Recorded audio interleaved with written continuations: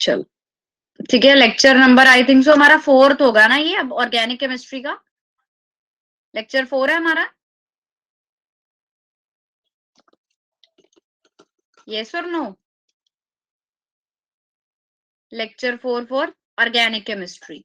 तो कल हमने ये आपके साथ डिस्कस किया था।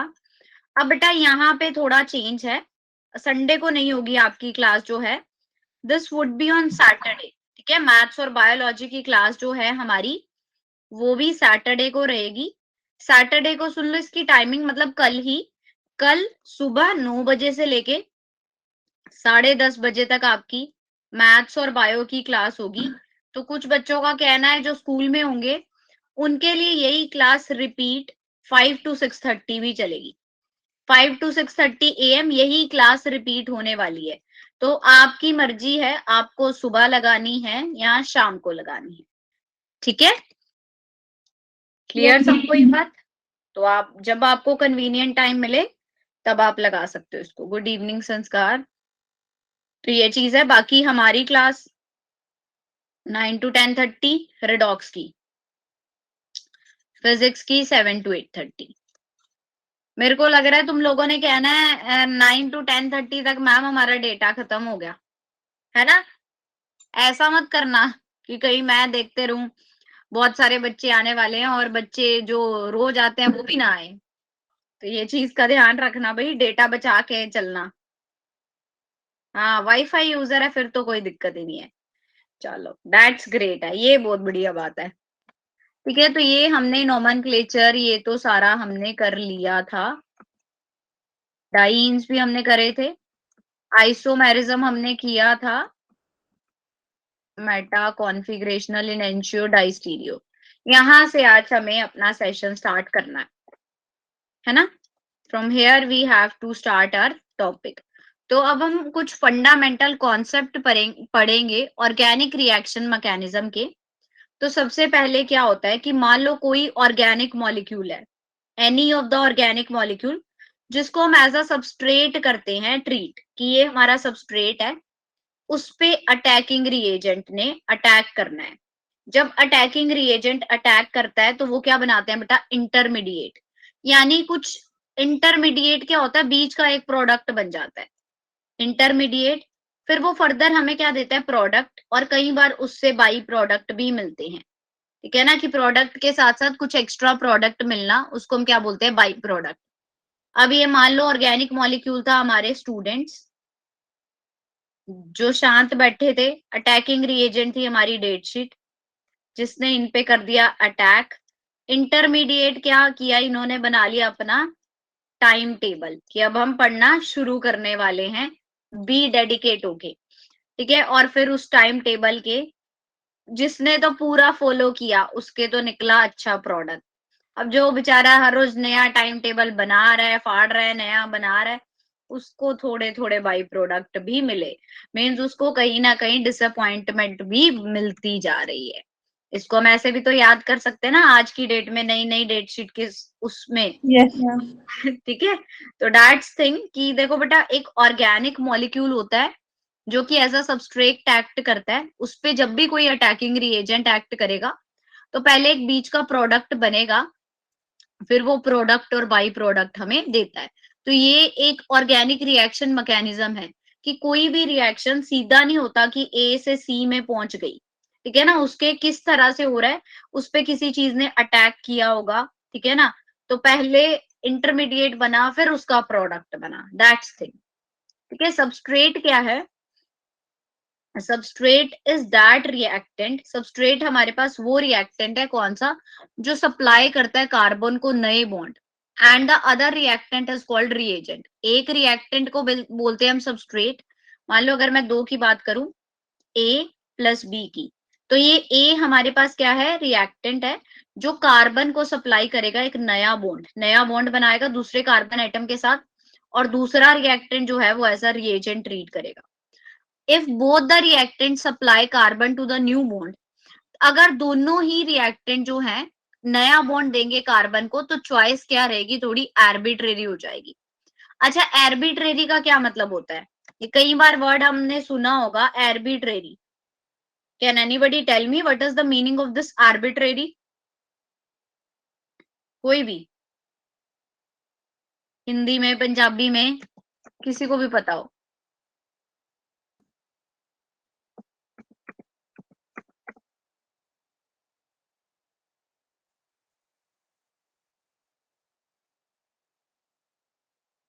यस, आर्बिट्रेरी का कोई ज्यादा मतलब नहीं है। इट इज मीनिंग, आर्बिट्रेरी मतलब क्या है हमारे पास, जनरली रैंडम, ठीक है ना। तो रैंडम हमारे पास चॉइस हो जाएगी। अब अगर मैं बोलूं कि दो बच्चे हैं, ठीक है ना, एक के पास एप्पल है और एक के पास बनाना है, ठीक है, ए के पास एप्पल है, बी के पास बनाना है। अब मैं बोलूं मुझे तो एप्पल ही खाना है, तो ऑब्वियसली मुझे पता है कि मुझे ए से ही मिल सकता है। अब मैं बोलूं दो स्टूडेंट है, ए के पास भी एप्पल है और बी के पास भी एप्पल है, तो मैं बोलूं कि मुझे एप्पल चाहिए, तो मैं रैंडमली ए से भी ले सकती हूँ, बी से भी ले सकती हूँ। So that choice is considered as arbitrary, कि आप रैंडमली किसी से भी ले लो। अगर दोनों ही कार्बन सप्लाई कर रहे हैं न्यू बॉन्ड को, न्यू बॉन्ड बनाने के लिए कार्बन सप्लाई कर रहे हैं, तो ये जरूरी नहीं कि आपको फर्स्ट से लेना है या सेकंड से, आप कोई भी चूज कर सकते हो। So if both the reactants apply carbon to the new bond, then choice is arbitrary. And in that case, the molecule on which attention is focused. तो जिससे लिया मैंने एप्पल, मान लो मैंने ए से लिया या बी से, मेरा मन किया मैंने बी से ले लिया, तो वो सबस्ट्रेट की तरह ट्रीट होगा। पहले हमने सबस्ट्रेट क्या बोला, वो रिएक्टेंट जो कार्बन सप्लाई कर रहा है किसी नए बॉन्ड को बनाने के लिए, ठीक है, और दूसरे को बोल दिया रिएजेंट। अब मैंने क्या बोला, दोनों ही रिएक्टेंट जो हैं वो चॉइस है उनके पास कि वो सप्लाई कर सकते हैं कार्बन। तो एटलीस्ट जिससे हमने लिया है उसको हम क्या बोलते हैं, this is treated as a substrate, उसको हम एज अ सबस्ट्रेट ट्रीट करेंगे, ठीक है। So in such a reaction a covalent bond between two carbon atom और a carbon and some other atom is broken. तो क्या कहते हैं कि कोई एक बॉन्ड बेटा टूटेगा और कोई नया बनेगा, ठीक है ना। अगर एक बॉन्ड टूटेगा तो दूसरा बनेगा, इसी तरह से रिएक्शन होती है। A covalent bond between two carbon atoms और a carbon and some other atom is broken and a new bond is formed. जैसे कि अगर मैं बात करूं, मेरे पास यहाँ पे NaOH है जिसको मैं Cl के साथ ट्रीट करवा रही हूँ। अब यहाँ पे क्या आएगा, Na और OH का बॉन्ड टूटेगा, Na और OH का बॉन्ड टूटेगा और Cl का जुड़ जाएगा, तो ये क्या बनाएगा, NaCl plus OH negative ion को क्या कर दो हम, बाहर कर दे। वही चीज है कि एक का टूटता है और दूसरे का बनता है। कोवलेंट बॉन्ड अब कैसे बनेगा, कोवलेंट बॉन्ड को हम कैसे शो कर सकते हैं, इसका फिजन टू टाइप से होता है। फर्स्ट होता है हमारे पास होमोलिटिक फिजन और सेकंड हमारा क्या रहता है, हेट्रोलिटिक फिजन। कि कोवेलेंट बॉन्ड को, फिजन का क्या मतलब होता है, तोड़ना। फिजन मतलब होता है उसका ब्रेक होना। अब वो क्या कह रहे हैं, ये दो तरीके से टूट सकता है, ठीक है ना। अगर मैं बोलूं कि मुझे किसी की हड्डी तोड़नी है तो हम कहेंगे दो तरीके से तोड़ सकते हैं, या तो क्या करें, उसको डंडे से पीटे, या फिर और कौन सा तरीका हो सकता है, उसको धक्का धुक्का मार दो। बट ये चीजें करनी नहीं है किसी ने, कहीं यही देखने लग जाओ कैसे ज्यादा अच्छे से हड्डी टूटती है, ठीक है। तो रोड, ये देखो संस्कार तो बता भी रहा है कि मैम रोड से भी पीट सकते हैं हम उसको, है ना। ये चीजें करनी नहीं है। तो मतलब कि हमें बॉन्ड तोड़ने के बेटा टू मेथड्स हमारे पास है, दो तरीके से हम तोड़ सकते हैं। एक है होमोलिटिक फिशन और एक है हेट्रोलिटिक फिशन। अब हम यही देखेंगे कि होमोलिटिक फिशन और हेट्रोलिटिक फिशन होता क्या है। देखो, सबसे पहले आता है हमारे पास होमोलिटिक फिशन, ठीक है।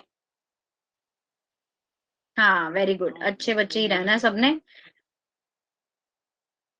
होमोलिटिक फिजन का क्या मतलब होता है कि जहां पे एटम को एक्वायर हो सिर्फ one of the bonding electron, ये सिर्फ एक बॉन्डिंग इलेक्ट्रॉन के थ्रू ही हम तोड़ सकते हैं। और हेट्रोलिटिक, देखो अब आगे एग्जांपल के थ्रू ही समझते हैं। हेट्रोलिटिक क्लीवेज लेंगे और होमोलिटिक क्लीवेज, क्लीवेज का मतलब भी तोड़ना ही है, क्लीव्ड कह लो, ब्रेक कह लो, फिजन कह लो, बात एक ही है, तीन चार नाम रखती है उसके। तो हेट्रोलिटिक क्लीवेज में क्या है, bond breaks in such a fashion, ऐसे फैशन में टूटेगा कि आपके पास क्या होगा, एक पॉजिटिव आयन आएगा और एक नेगेटिव। जैसे कि हेट्रोलिटिक वाला जो है एक पॉजिटिव देता है और एक नेगेटिव। जैसे CH3 ब्रोमाइड है, इसका बॉन्ड ऐसे टूटेगा कि एक के पास तो पॉजिटिव चार्ज आ जाएगा और एक के पास क्या आ जाएगा, नेगेटिव चार्ज। और होमोलिटिक क्लीवेज में क्या होता है, ये ऐसे टूटते हैं कि दोनों के पास ही फ्री रेडिकल बनते हैं, दोनों के इक्वल चार्ज कैरी करते हैं, वो दो फ्री रेडिकल बन जाएंगे जब दोनों सेम चार्ज के आ जाए। होमो का मतलब तो वैसे भी सेम ही होता है ना, जब दोनों हमें सेम चार्ज कैरी करके दे तो उसको हम क्या बोलते हैं, होमोलिटिक क्लीवेज। और हेट्रोलिटिक में केटायन या एनायन बनते हैं, ठीक है ना। केटायन कौन सा होता है, पॉजिटिव चार्ज वाला, और नेगेटिव वाला हमारा क्या होता है, एनायन। क्लियर? Yes ma'am. तो हेट्रोलिटिक क्लीवेज में क्या है, the bond breaks in such a fashion that the shared pair of electron remain with one of the fragments, कि जो शेयर्ड पेयर है इलेक्ट्रॉन की वो वन ऑफ द फ्रेगमेंट्स की तरह टूटेगी, मींस एक पॉजिटिव चार्ज देगा और दूसरा नेगेटिव। तो आफ्टर हेट्रोलिसिस, हेट्रोलिसिस की प्रोसेस के बाद एक एटम के पास क्या होगा, पॉजिटिव चार्ज, और दूसरे के पास क्या होगा, नेगेटिव चार्ज। पॉजिटिव चार्ज किसके पास होगा, जो इलेक्ट्रॉन गेन करेगा या लूज करेगा, लूज करेगा। Very good. जो लॉस देता करेगा। है वो हमेशा पॉजिटिव होता है, ठीक है ना, देने वाला हमेशा पॉजिटिव और लेने वाला हमेशा नेगेटिव। तो बेटा इसने अपना एक इलेक्ट्रॉन दे दिया है, ठीक है ना, इसने क्या करा है, अपना एक इलेक्ट्रॉन दे दिया है, डोनेट किया है, तो पॉजिटिव चार्ज ये ब्रोमीन ले रहा है, तो इस पे क्या आ गया, नेगेटिव चार्ज। तो जब हमारे पास चार्ज सेपरेशन देखने को मिले, जब हमें दो चार्जेस देखने को मिले अलग अलग, तो उस प्रोसेस को हम क्या बोलते हैं, हेट्रोलिटिक फिजन। ठीक है। Yes ma'am. अच्छा ये बहुत ज्यादा इंपॉर्टेंट है, this is very very important, carbocation की स्टेबिलिटी। तो सबसे पहले कार्बोकेटायन होता क्या है वही बात करते हैं। कार्बोकेटायन, कार्बो मतलब कार्बन, केटायन मतलब पॉजिटिव चार्ज। तो जब भी बेटा किसी कार्बन के ऊपर पॉजिटिव चार्ज हो ना, जैसे मैं लिखूं CH3 पॉजिटिव, ठीक है, आपने लिख दिया CH3 CH2 पॉजिटिव, तो जब इनके पास क्या है, कोई पॉजिटिव चार्ज है कार्बन के ऊपर ही, तो उसको हम क्या बोलते हैं कि ये कार्बोकेटायन है। और कार्बोकेटायन की स्टेबिलिटी का ऑर्डर क्या होता है, टर्शरी, सेकेंडरी, प्राइमरी और मिथाइल ग्रुप। ठीक है, तो ये बहुत ज्यादा इंपॉर्टेंट है ये ऑर्डर हमारा, इसके ऊपर 101% क्वेश्चन आता ही आता है, ठीक है ना, 101% क्वेश्चन आता है स्टेबिलिटी ऑर्डर के ऊपर। तो कार्बोकेटायन की स्टेबिलिटी क्या होती है, टर्शरी, सेकेंडरी, प्राइमरी और सिंपल मिथाइल ग्रुप। तो ये कार्बोकेटायन क्या शो करते हैं बेटा, कार्बोकेटायन है, कार्बन वैसे sp3 हाइब्रिडाइज्ड होएगा, but due to positive charge, positively charge की वजह से क्या हो जाएगा, कार्बन के ऊपर sp2 हाइब्रिडाइजेशन आ जाएगी, ठीक है ना। ऑल्दो CH3 में हमें पता है कार्बन sp3 हाइब्रिडाइज्ड होता है, बट एक पॉजिटिव चार्ज का क्या मतलब है कि उसमें से एक इलेक्ट्रॉन रिमूव कर दो, ठीक है ना, एक का यही मतलब है। तो वो क्या रह जाता है हमारे पास, sp2 hybridized, that would be considered as sp2 hybridized. तो कार्बोकेटायन हमेशा sp2 हाइब्रिडाइजेशन शो करेगा, sp2 हाइब्रिडाइज्ड है।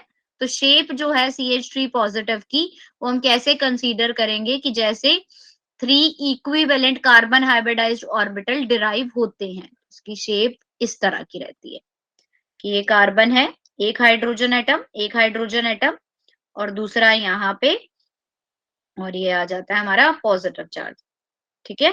सॉरी यहाँ पे तो एक सिंपल हाइड्रोजन दिखाओगे, ये in this way triangular planar, ठीक है, शेप इसकी कैसी रहेगी, ट्राइगोनल प्लेनर। क्लियर हुआ सबको, shape of methyl cation? Yes ma'am. That's great. किसी को कोई प्रॉब्लम?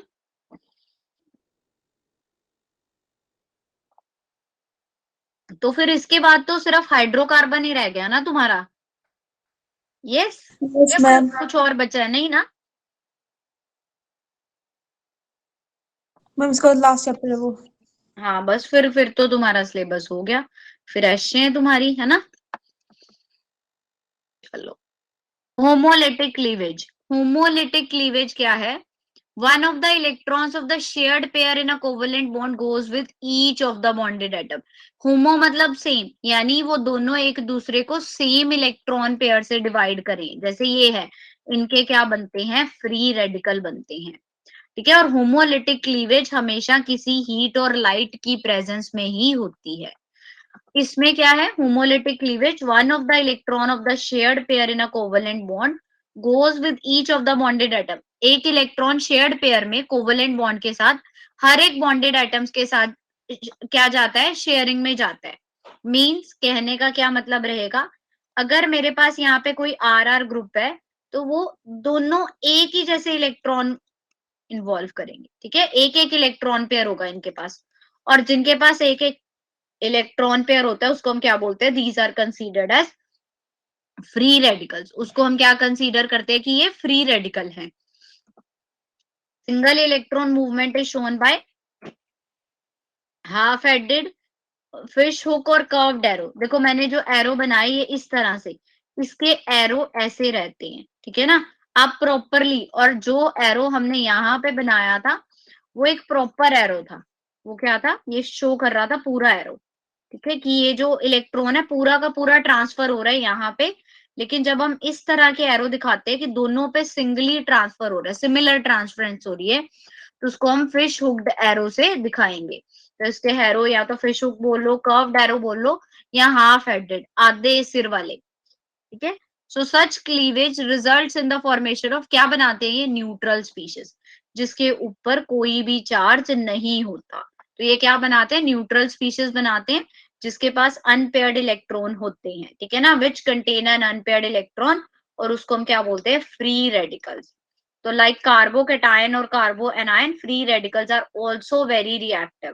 जरूरी नहीं है कि अगर पॉजिटिव और नेगेटिव चार्ज होगा तो वही रिएक्टिव होगा, फ्री रेडिकल भी बहुत ज्यादा रिएक्टिव ही होते हैं, ठीक है। अब एल्काइल रेडिकल्स की बात हम करें तो उसको हम कैसे क्लासिफाई कर सकते हैं, on the basis of primary, secondary और टर्शरी। एल्काइल रेडिकल्स भी हम कैसे, प्राइमरी क्या होता है, मैंने आपको प्राइमरी, देखो किसी भी इक्वेशन में हम प्राइमरी कैसे बोलते हैं, मान लो इस कार्बन की आप स्टडी कर रहे हो, अगर इसके साथ एक और कार्बन एटम अटैच है तो इसको हम क्या बोलते हैं, प्राइमरी है। अगर इस कार्बन एटम की स्टडी कर रहे हैं और इसके साथ फर्दर 2 कार्बन एटम अटैच है तो इसको हम क्या बोलेंगे, सेकेंडरी। टर्शरी मतलब इस कार्बन के साथ फर्दर 3 कार्बन एटम अटैच है तो उसको हम क्या बोलते हैं, टर्शरी। और क्वाटरनरी भी आ सकता है, इस कार्बन को पढ़ रहे थे ना, 4 कार्बन थे उसके साथ, इसको हम क्या बोलते हैं, क्वाटरनरी। और अगर हम रिएक्टिविटी की बात करें ना बेटा, रिएक्टिविटी में रिएक्टिविटी ऑर्डर भी टर्शरी, सेकेंडरी और प्राइमरी रहता है, क्या ना। टर्शरी बहुत ज्यादा रिएक्टिव होते हैं, फिर सेकेंडरी, फिर प्राइमरी। क्वाटरनरी बहुत रेयर केसेस में आता है, क्योंकि कभी कभी हम क्या करते हैं, इनकी स्टडी करते हैं with respect to functional group, तो यहाँ पे कार्बन की जगह OH ग्रुप ही रहता है, तो आप इसके साथ वाले कार्बन को देखते हो तो वो टर्शरी तक ही स्टेबल होता है, इसलिए हम इसकी रिएक्टिविटी ऑर्डर टर्शरी, सेकेंडरी और प्राइमरी लिखते हैं, ठीक है। वही चीज इन्होंने बोली है कि एल्काइल की रेडिकल की स्टेबिलिटी इंक्रीज करती है जैसे जैसे हम प्राइमरी टू टर्शरी मूव करते हैं। सो विच प्रोसीड बाय होमोलिटिक फिजन, उसको हम बोलते हैं फ्री रेडिकल और होमोपोलर और नॉन पोलर रिएक्शन। जो भी होमोलिटिक फिजन के थ्रू रिएक्शंस होती हैं उससे फ्री रेडिकल बन रहे हैं, तो आप उसको फ्री रेडिकल, होमोपोलर और नॉन पोलर रिएक्शंस भी बोल सकते हो, ठीक है। मैम एक बार बता दीजिए। क्या बोल रहे हो बेटा? मैम एक बार फ्री रेडिकल बता दीजिए। श्योर बेटा। देखो फ्री रेडिकल बच्चे कौन सा होता है, फ्री रेडिकल का क्या मतलब है कि जिसकी क्लीवेज हमें न्यूट्रल स्पीशीज दे, यानी कि आपको कोई पॉजिटिव और नेगेटिव चार्ज नहीं आता, इक्वली स्प्लिट होते हैं वो न्यूट्रल स्पीशीज के अंदर। जैसे कि ये R और X ग्रुप टूटे हैं तो ये इस पे ना तो R पे पॉजिटिव चार्ज आएगा ना ही नेगेटिव, जितना इलेक्ट्रॉन R ने डोनेट किए हैं उतने ही X ने डोनेट या गेन किए हैं, ठीक है ना। ये दोनों इक्वली स्पीशीज होते हैं, न्यूट्रल स्पीशीज हैं ये। तो ये अनपेयर्ड इलेक्ट्रॉन, जैसे मैं बोलूंगी कि R के पास भी 1 अनपेयर्ड इलेक्ट्रॉन है और X के पास भी 1 ही अनपेयर्ड इलेक्ट्रॉन है, इनको हम क्या बोलते हैं, फ्री रेडिकल स्पीशीज, जिसके ऊपर कोई चार्ज ना हो, ना कोई पॉजिटिव ना नेगेटिव, सिंपल फ्री रेडिकल्स हो, न्यूट्रल हो, ठीक है। इसका ऑर्डर भी, फ्री रेडिकल का ऑर्डर भी बेटा क्या रहता है, टर्शरी, सेकेंडरी, प्राइमरी, और ये सिंपल मिथाइल का फ्री रेडिकल। तो ये रिएक्टिविटी के ऊपर क्वेश्चन काफी आते हैं, तो रिएक्टिविटी ऑर्डर हमें पता होने चाहिए। ठीक है, डन है, सबको क्लियर है? Yes ma'am. ठीक है, गुड।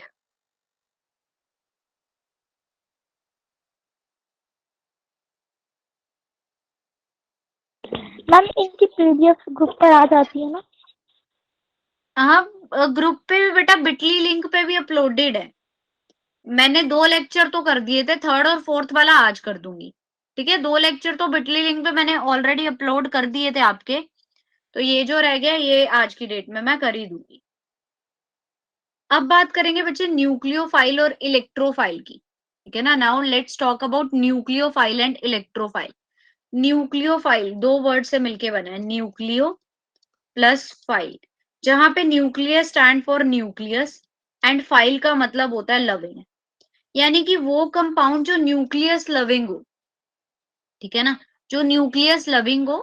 ठीक है, और इलेक्ट्रोफिलिंग, इलेक्ट्रोफाइल क्या होंगे, electro plus electro stand for electron, file मतलब लविंग, जो इलेक्ट्रॉन लविंग हो। अब बेटा हमें पता है कि कौन से चार्जेस आपस में अट्रैक्शन शो करते हैं, पॉजिटिव नेगेटिव। ठीक है ना, पॉजिटिव और नेगेटिव, अनलाइक चार्जेस में ये अट्रैक्शन होती है। दो सेम चार्जेस तो कभी अट्रैक्शन नहीं शो करते, वो हमेशा रिपल्शन ही शो करते हैं। सो एक, अब हमने क्या बोल दिया, इलेक्ट्रोफाइल की बात करते हैं, इलेक्ट्रॉन लविंग। इलेक्ट्रॉन के ऊपर तो खुद के ऊपर नेगेटिव चार्ज होता है, तो वो किससे लविंग, किसकी तरफ अट्रैक्ट होना चाहेगा, जिसपे पॉजिटिव चार्ज हो। ठीक है ना, तो इलेक्ट्रोफाइल खुद नेगेटिव होते हैं, बट वो अटैक किस पे करेंगे, जिसके ऊपर पॉजिटिव चार्ज हो। ऐसे ही न्यूक्लियस लविंग, न्यूक्लियस पे ओवरऑल हम देखें पॉजिटिव चार्ज होता है। ठीक है ना, तो न्यूक्लियस को लविंग, न्यूक्लियस लविंग कौन से होंगे। ठीक है, न्यूक्लियस लविंग हमारे पास कौन से आ जाएंगे, कि जिन्हें इलेक्ट्रॉन चाहिए हो। ठीक है, reagent that takes away an electron pair is called electrophile, जो इलेक्ट्रॉन पेयर को लेके जाते हैं उसको हम क्या बोलते हैं, इलेक्ट्रोफाइल, और जो इलेक्ट्रॉन देते हैं उसको हम क्या बोलते हैं, न्यूक्लियोफाइल। Getting my point. तो ये खुद पॉजिटिव होते हैं, तो ये नेगेटिव की तरफ अट्रैक्ट होंगे। न्यूक्लियस पे खुद पे पॉजिटिव चार्ज होता है, अब पॉजिटिव वाला नेगेटिव की तरफ अट्रैक्शन दिखाएगा, तो वो नेगेटिव पे अटैक करेंगे। और इलेक्ट्रोफाइल खुद नेगेटिव होते हैं, तो वो किसकी तरफ रिएक्शन दिखाते हैं, पॉजिटिव की तरफ। समझ आए न्यूक्लियोफाइल और इलेक्ट्रोफाइल हमें, या नहीं, बताओ यस फटाफट। मैम। Yes ma'am, great. सारे बच्चे हैंड रेस करो जिसको क्लियर हुआ। Very good. चलो, अब इन ऑर्गेनिक रिएक्शन में हम क्या बोलेंगे, कि न्यूक्लियोफाइल अटैक करता है किसी इलेक्ट्रोफिलिक सेंटर पे। ठीक है, जिसमें एक क्या रहेगा, न्यूक्लियोफाइल क्या है, न्यूक्लियस लविंग, यानी कि उसको नेगेटिव पे ही अटैक करना है। नेगेटिव अब इलेक्ट्रोफाइल है, तो हम कह सकते हैं ना कि न्यूक्लियोफाइल अटैक करेगा किसी इलेक्ट्रोफिलिक सेंटर पे। ठीक है, which is that specific atom, वो ऐसा स्पेसिफिक एटम होगा जिसके पास इलेक्ट्रॉन की कमी होगी, जो क्या होगा, इलेक्ट्रॉन डेफिशिएंट होगा। तो हम क्या बोलेंगे कि न्यूक्लियोफाइल किस पे अटैक करता है, उस एटम पे जिसके पास इलेक्ट्रॉन की कमी हो, और इलेक्ट्रोफाइल अटैक करेगा न्यूक्लियोफिलिक सेंटर पे। ठीक है ना, जिसपे पॉजिटिव हो, जो पॉजिटिव हो। तो इलेक्ट्रोफाइल किस पे अटैक करता है, इलेक्ट्रॉन रिच पे। अब हमने यही चीज देखो यहाँ पे लिखी थी कि न्यूक्लियोफाइल नेगेटिव पे अटैक करेगा। नेगेटिव कौन सा होता है, ठीक है ना, नेगेटिव वाले पे अटैक करेगा, मतलब जिसके पास इलेक्ट्रॉन की कमी हो उस पे अटैक करेगा, और इलेक्ट्रोफाइल जो इलेक्ट्रॉन रिच हो उस पे अटैक करता है। दस electrophile receive electron pair, electrophile फिर क्या करता है, रिसीव कर लेता है इलेक्ट्रॉन पेयर फ्रॉम न्यूक्लियोफाइल से। ठीक है ना, इलेक्ट्रोफाइल अब ऐसे उस पर अटैक कर रहा है जो पहले से बहुत ज्यादा रिच है, तो वो ऑब्वियसली उससे इलेक्ट्रॉन पेयर ले ही लेगा। ठीक है, तो ये चीज हम दोनों ये पॉइंट ध्यान में रखेंगे कि न्यूक्लियोफाइल अटैक करता है उस चीज पे जो इलेक्ट्रॉन डेफिशिएंट हो, ठीक है, और इलेक्ट्रोफाइल जो इलेक्ट्रॉन रिच हो। क्लियर ये बात सबको? Yes ma'am. Yes, ma'am. चलो अब ये करेंगे हम, क्वेश्चन है हमारा, in detail show the formation of reactive intermediates when the covalent bonds undergo heterolytic cleavage. Heterolytic cleavage हो रही है तो क्या क्या बनेगा हमारे पास? CH3SCH3 में हेट्रोलिटिक क्लीवेज किसको पॉजिटिव चार्ज देगी और किसको नेगेटिव चार्ज देगी, ये देखना है हमें। बताओ किसको पॉजिटिव मिलना चाहिए और किसको नेगेटिव, क्या लगता है? हम CH3 को पॉजिटिव और SCH3 को negative. Absolutely correct, very good.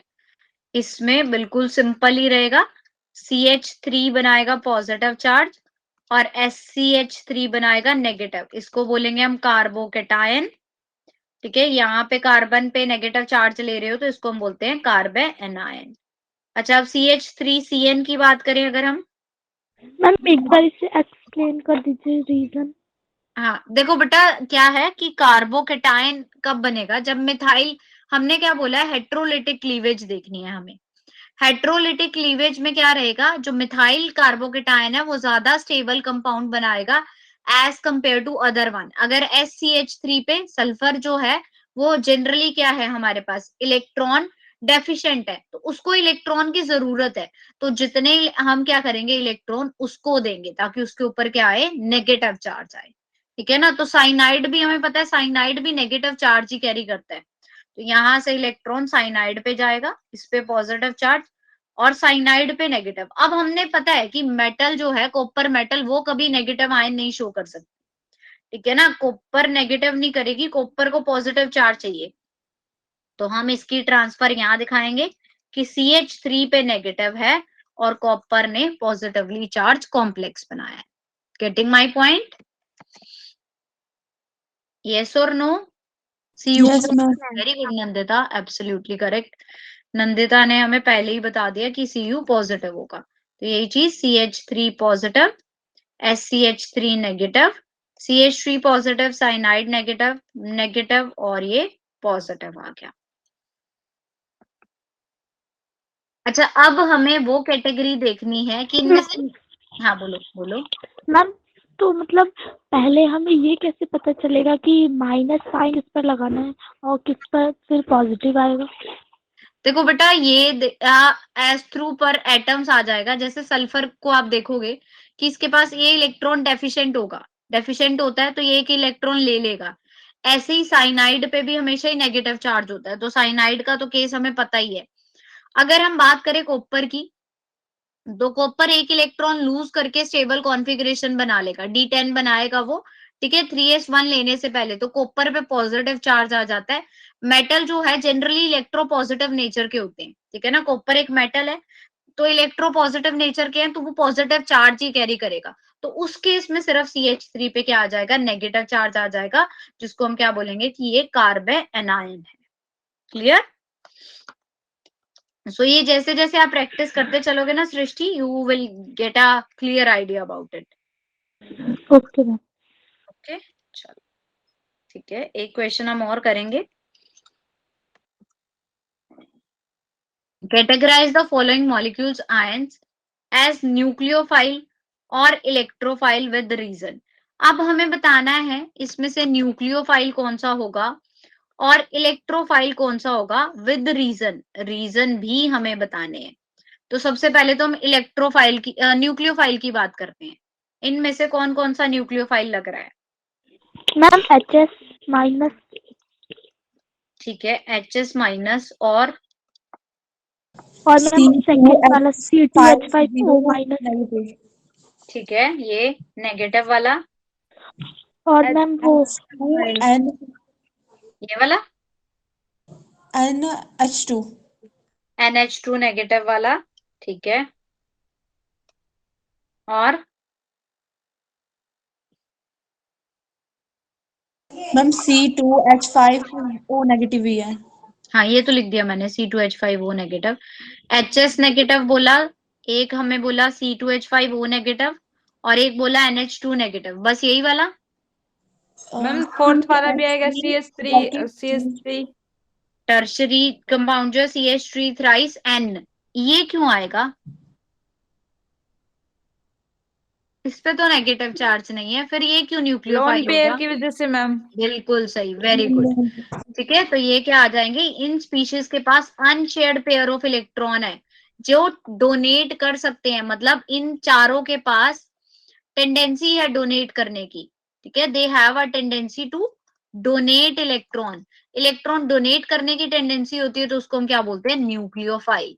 यहाँ पे कहा गया वो न्यूक्लियोफाइल वाला, इलेक्ट्रॉन डोनेट करने की टेंडेंसी। यहाँ पे हमने बोला था ना कि वो नेगेटिव की तरफ जाएंगे, तो वही चीज हमने यहाँ पे देखनी है कि जो नेगेटिव है वो न्यूक्लियोफाइल, और पॉजिटिव वाले और neutral electrophile. BF3 electron deficient होता है, Cl पॉजिटिव भी ये वाला, और NO2 पॉजिटिव, ये क्या हो गए हमारे electrophile. BF3 Cl positive, CH3C double bond हो, NO2 पॉजिटिव। तो रिएक्टिव साइट के पास सिर्फ 6 वैलेंस इलेक्ट्रॉन है, 6 वैलेंस इलेक्ट्रॉन है, बट ये एक्सेप्ट कर सकता है electron pair from a nucleophile.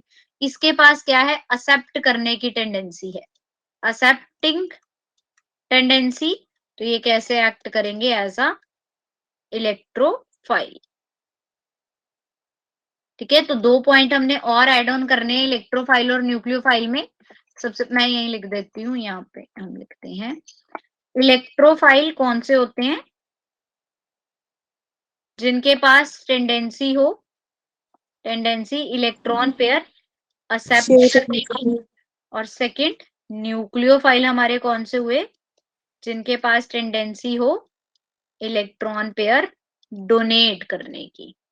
ठीक है, that would be considered. Clear ये सबको? Yes ma'am. That's great. चलो अब हम चलते हैं आगे। Identify electrophilic centre in the following. इसमें इलेक्ट्रोफिलिक सेंटर कौन सा होगा, मींस किसके पास टेंडेंसी है कि वो इलेक्ट्रॉन पेयर एक्सेप्ट कर सके। इनमें से कौन सा ऐसा होगा जो टेंडेंसी लेके बैठा है कि मैं इलेक्ट्रॉन पेयर एक्सेप्ट कर सकता हूं। यस, देखो एक चीज मैं बताती हूँ, इलेक्ट्रोफिलिक सेंटर में आप क्या देख सकते हो, एक हिंट है ये कि आप ये देख सकते हो कि किसके पास इलेक्ट्रोनेगेटिविटी डिफरेंस है। जिसके पास थोड़ा बहुत इलेक्ट्रोनेगेटिविटी डिफरेंस होता है ना, वो इलेक्ट्रोफिलिक सेंटर की तरह ट्रीट करते हैं। This is just a trick. ठीक है, ये आप थोड़ा से याद रख सकते हो। और इलेक्ट्रोफिलिक सेंटर आपने कार्बन को ही दिखाना है। इलेक्ट्रोफिलिक सेंटर कोई कार्बन का ही एटम होगा, हम किसी हाइड्रोजन को या आयोडीन को नहीं दिखाते इलेक्ट्रोफिलिक सेंटर। ठीक है ना, ये चीज ध्यान में रखनी है। अब जैसे ये है बेटा CH3CH इसका ये जो कार्बन है ना, this will treat at electrophilic centre, क्योंकि O पे नेगेटिव चार्ज होगा और कार्बन का पॉजिटिव चार्ज। साइनाइड है, C पे पॉजिटिव N पे नेगेटिव, तो ये कार्बन। ठीक है, और CH3I में ये वाला C, I के with respect to. Ma'am CH3 triple bond N में कैसे होगा? CH3 कौन से वाले में बेटा? मैम सेकंड वाले में। CH3 साइनाइड है ना, तो इसमें हम ऐसे लिखा देंगे, CH3 ये ले लिया, C ट्रिपल बॉन्ड CN था, साइनाइड था, तो हम ये वाला कार्बन एटम कि ये कार्बन पे पॉजिटिव है और नाइट्रोजन पे नेगेटिव होगा, तो इस कार्बन को ऐसा इलेक्ट्रोफिलिक सेंटर शो करेंगे। तो मैम ये कैसे शो होगा कि नाइट्रोजन पे नेगेटिव है और कार्बन पे पॉजिटिव? ये तो बेटा साइनाइड में क्या रहेगा, साइनाइड पे ओवरऑल तो नेगेटिव ही रहता है, बट अगर हम इलेक्ट्रोनेगेटिविटी डिफरेंस जज करते हैं तो नाइट्रोजन जो है वो बेसिकली मोर नेगेटिव होता है एज कंपेयर टू कार्बन। और आयोडीन में क्या रहेगा, हमें पता ही है, आयोडीन हेलोजन है, इस पे तो नेगेटिव होगा और इस पे पॉजिटिव रहेगा। तो ऐसे ही कार्बन और नाइट्रोजन में भी कार्बन पे नेगेटिव चार्ज कैरी करता है, वो ज्यादा नेगेटिव होता है, और इसके ऊपर पॉजिटिव होता है। पार्शियली पॉजिटिव और पार्शियली नेगेटिव दिखाते हैं ना हम, तो कार्बन हमेशा हम पार्शियली पॉजिटिव ही शो करते हैं। सो दैट्स वाई तीनों में देखो कार्बन पे पार्शियली पॉजिटिव ही शो करोगे, साथ वाले पे नेगेटिव। तो आपने ये ध्यान में रखना है कि जिसके साथ कोई और एटम अटैच है, कोई भी हेट्रो एटम अटैच है, इनको हम एज अ हेट्रो एटम ले लेते हैं ना। मैंने आपको बताए थे hetero atom oxygen, nitrogen, phosphorus, sulphur और हेलोजन। तो ये सारे हेट्रो एटम पे आप क्या कहोगे कि एक तरह से पार्शियली नेगेटिव चार्ज ही होता है। पार्शियली नेगेटिव चार्ज है तो उनके बीच में पोलैरिटी आ जाएगी। तो जितने भी ये positive partial positive charge carry करते हैं वो सारे हमारे पास as a electrophilic centre treat किए जाएंगे। ठीक है, गॉट माई पॉइंट? यस और नो? सबको क्लियर हुआ ये? किसी को कोई दिक्कत परेशानी? No ma'am. No? Okay, that's great. ठीक है, लेट्स जस्ट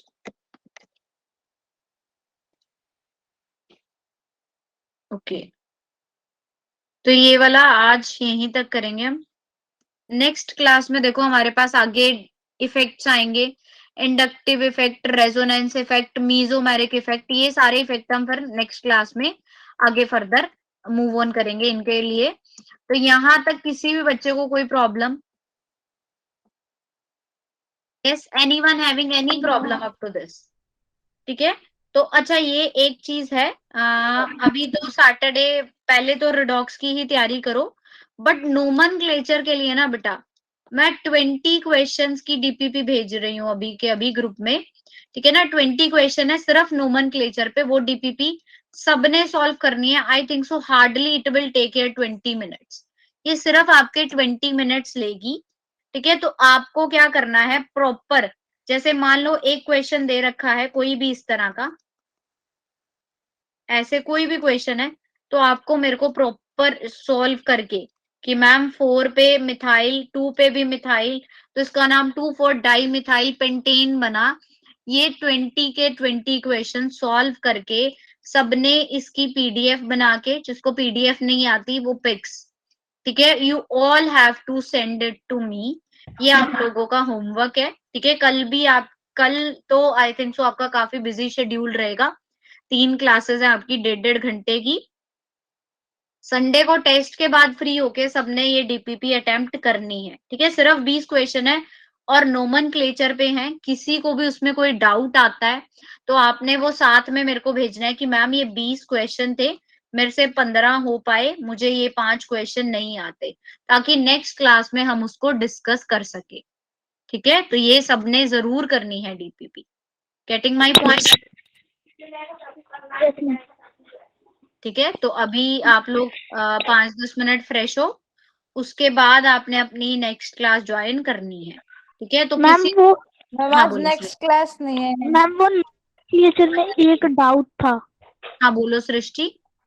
नोमेनक्लेचर में एक स्ट्रक्चर बनाया था, उसमें डाउट था, उसका हाँ नेमिंग बताओ, कैसे? कैसे कैसे बताओगे?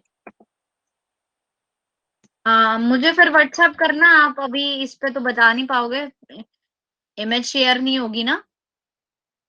मैम मैं बोल देती हूँ, आप ड्रॉ कर दीजिए। हाँ बोलो बोलो। मैम पहले तो बेंजीन बना है, ठीक है, फिर बेंजीन के ऊपर एक OMe लिखा है मैम, OMe, ठीक है, और सेकंड नंबर पे Cl, Cl, ठीक है, और फोर्थ नंबर पे CH3। फोर्थ नंबर पे CH3। Yes ma'am. देखो OMe का मतलब है मिथॉक्सी ग्रुप। ठीक है, तो आप इसको 1 2 3 4 लो। 1 मिथॉक्सी, 1 मिथॉक्सी मत लिखना क्योंकि अल्फाबेटिकली 2 क्लोरो पहले आएगा। 2 chloro, 1 methoxy, 3 methyl benzene, this would be it's name. ठीक है, अल्फाबेटिकली मैम हाँ बोलो। में तो लिखा है 2 क्लोरो 4 मिथॉक्सी। 4 मिथॉक्सी लिखा है, अच्छा ओ मिथॉक्सी को 2 क्लोरो 1, नहीं नहीं नहीं, 1 2 3 4, तो फिर भी 3 क्लोरो आता है। 4 यही रहेगा बेटा, 2 क्लोरो रहेगा अगर आप यहां से स्टार्ट करोगे। 1 2 3 4, this would be 2 chloro 1 methoxy 4 methyl benzene. और अगर आप वैसे कह रहे हो कि अगर हम मिथाइल को फर्स्ट प्रेफरेंस दें, ये चीज है, तो भी बेटा इसको फिर थर्ड नंबर मिलता है, 1 2 3 4, तो 3 क्लोरो मिलता है 4 मेथॉक्सी के लिए। तो 2 क्लोरो में नहीं, पॉसिबल नहीं है। मिथाइल ऑक्सिल, क्या बोल रहे हो?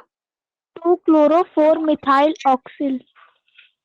2 क्लोरो 4 मिथाइल ऑक्सिल नहीं होगा, वो कॉमन नेम लिखा होगा। कॉमन नेम बच्चे हमें नहीं करने, आईयूपीएसी नेम हमारा यही रहेगा, 2 chloro 1 methoxy 3 methyl benzene, 4 methyl, sorry 4 methyl, fourth पे था ना मिथाइल ग्रुप हमारा, 4 मिथाइल बेंजीन। ठीक है, उसके अकॉर्डिंग वो कॉमन नेम हो सकता है, वो नहीं आप करोगे। अकॉर्डिंग टू आईयूपीएसी रूल्स हमें ये इस तरह से करना है।